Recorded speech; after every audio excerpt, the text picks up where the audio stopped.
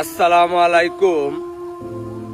সায়েদ ভাইয়ের চিকিৎসার জন্য টাকা কালেক্ট করতে যায়া সৌদি প্রবাসী পারভেজ ভাই জেলে।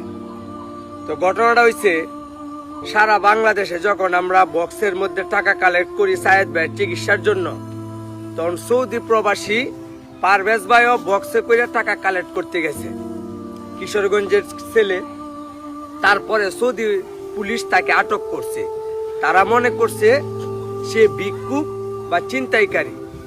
বাংলাদেশের মতো সৌদি আরব এরকম কোনো আইন নাই যে বক্সের মধ্যে করে টাকা কালেক্ট করতে পারবো। তো পুলিশে অ্যারেস্ট করছে, সে সৌদি আরব দাম্মাম আল জুবাইলে থাকে।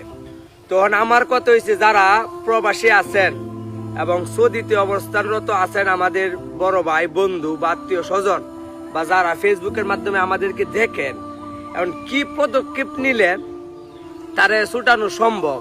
তবে আমরা যতটুকু জানতে পারছি যে সায়েদ ভাইয়ের কোনো একটা বয়েস যদি পাঠান যায় ভিডিওর মাধ্যমে, বা ভালো কোনো এজেন্সি বা সৌদি আরবে ভালো কোনো অবস্থানে আছে কোনো বাঙালি যদি চেষ্টা করে, তাহলে পারভেজ ভাইয়ের ছুটানি সম্ভব। আর পারভেজ ভাই সৌদিতে গেছে মাত্র 6 মাস হয়েছে। তো এই মুহূর্তে তারে অ্যারেস্ট করে দেশে পাঠায় দেওয়া আমি মনে করি তার পরিবারের জন্য একটা দুঃখজনক ঘটনা।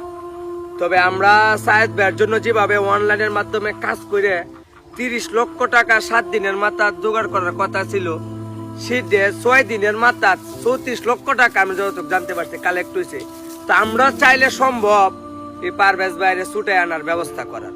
তো তার পরিবারের লোকজন এই বিষয়টা আপনাদের কাছে সাহায্য চাইছে, যেন পারভেজ ভাইয়ের অতি দ্রুত যেন জেলখানা থেকে ছুটানো সম্ভব হয়। তো যারা আছেন আল্লাহর হস্তে ভিডিওটা শেয়ার করে দিন।